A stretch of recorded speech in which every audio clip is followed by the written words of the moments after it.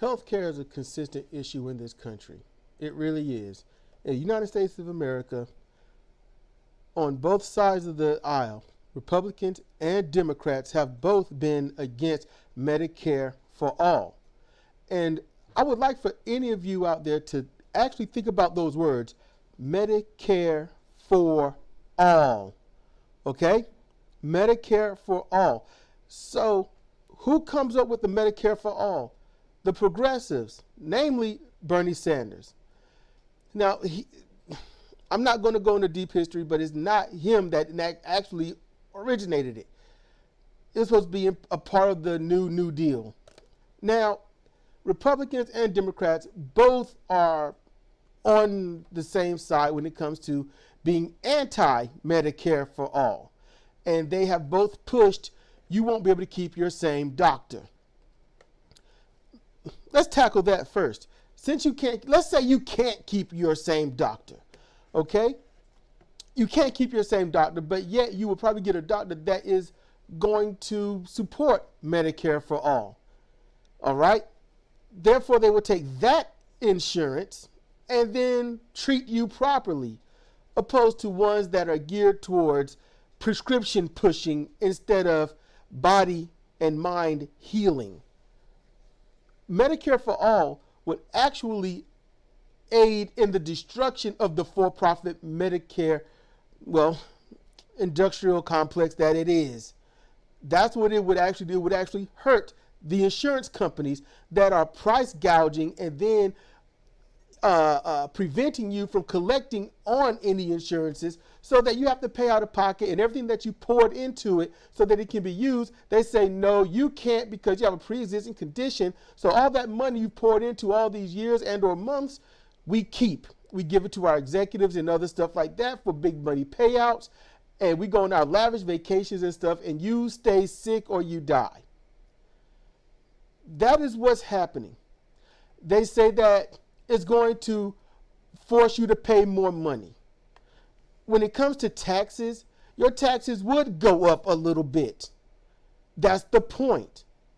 You would probably pay, 2, 3, maybe 5% more in taxes? And your premiums would go down by at least 25%.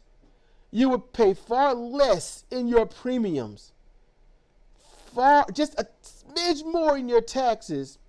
It would be negligible in the long run. So instead of owing maybe $10,000 to $100,000 at the end of the year for some kind of treatment and stuff, you would pay nothing. You go in, you get seen, you get help. You don't get a treatment that won't aid anything.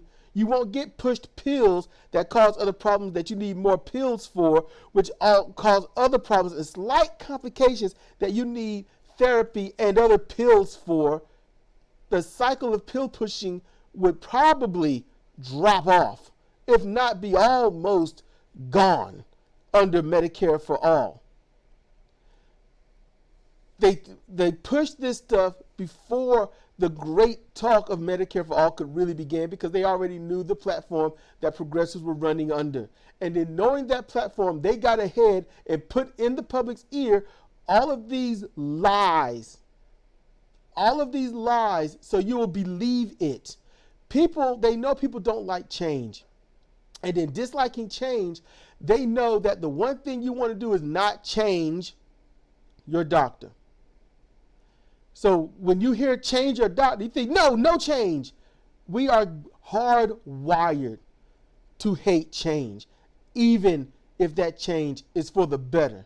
And they capitalize on that. They use your fear against you and for their pockets. They don't want you to have Medicare for all, because if it's still ran privately, that means they can get as much money from you as possible, because the truth is, how much is your life worth? Are you willing to pay that level of money for your life? Yes. Therefore, you get to say, I hate Medicare for all. You get to stay with your high premium, your doctor that just keeps probably ruining you and just smiling about it as they go to the pay window. Capitalism And gross capitalism is a sickness. And the people who are the sickest are the ones that won't get the help. We need to push against that. That's why we have Medicare for all. If you don't listen to the lies and you gain the truth, bottom barrel least, you can make an informed decision on what you want. Because if you hear someone saying you should have a choice, whether you want it private or if you want it public, so you want Medicare for all, or do you want some gross, capitalist pharmaceutical company to help keep ruining your life? Make sure that you stay unhealthy, and then when you need it the most, they take it from you and say you have a pre-existing condition. My choice is for Medicare for all. Do you know why? Because everyone's been getting sicker. Everyone needs help. No one has the money to pay for it. And it's a cycle that's been going on. And if everyone is getting sicker and sicker and less help, do you know what's needed? You need a change, a shock to the system, something that shouldn't take another 30 or 40 years to implement, something that implements immediately. And that's why people like Elizabeth Warren, who keeps backtracking and changing and backtracking and flip-flopping and changing and pushing. People like Tulsi Gabbard, who keeps backtracking and pushing and changing, who's now gone from progressive mostly to now center left, who's soon to push center to center right and then Republican, and no one will see it even though it's right in front of their face. They keep changing their positions. And others will look at this and say, well, if the progressives are changing their positions, then maybe Medicare for all is the wrong thing. No, because the public don't understand. A change of position means I am going from not making money to making a lot of money. That's all it means. If you're a Republican and you're conservative, you are going to make more money being against something that would actually help the people. Because pharmaceutical companies and whatnot are going to pay out their ass to buy you off to get you to vote in favor for them to do what they want to do. And keep high prices on EpiPens and other pills and things like that. That is the whole goal. Don't rock the boat. Don't come in here and change what we got going. We feed off the public so that we can stay fat. That's what that is. And it's time for the pharmaceutical company and for government to go on a diet. Eat less, have less. I personally would give them just enough to function. But that's just me. Because that's how we have been, having just enough to function, but not enough to live. And only with the reversal, maybe they'll gain some empathy, but I would think these oligarchic-ridden people would be so high on their horse, they would just feel like a victim and say, no, it's wrong. And we are the victim, and you have hurt us. Without thinking, this is what we've done to you. We're sorry, and we're going to be better.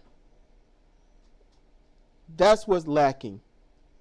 And I would like for them to be better, but we can't get better until we push in people who are better. So if anyone out there is confused about Medicare for all, do an Ecosia search. Do some research. Look it up. Find out what it really is and make an informed decision.